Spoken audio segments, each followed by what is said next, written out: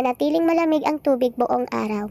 Stainless steel, hindi kinakalawang, walang chemical smell o taste, foldable design, space saving at madaling itago kapag hindi ginagamit.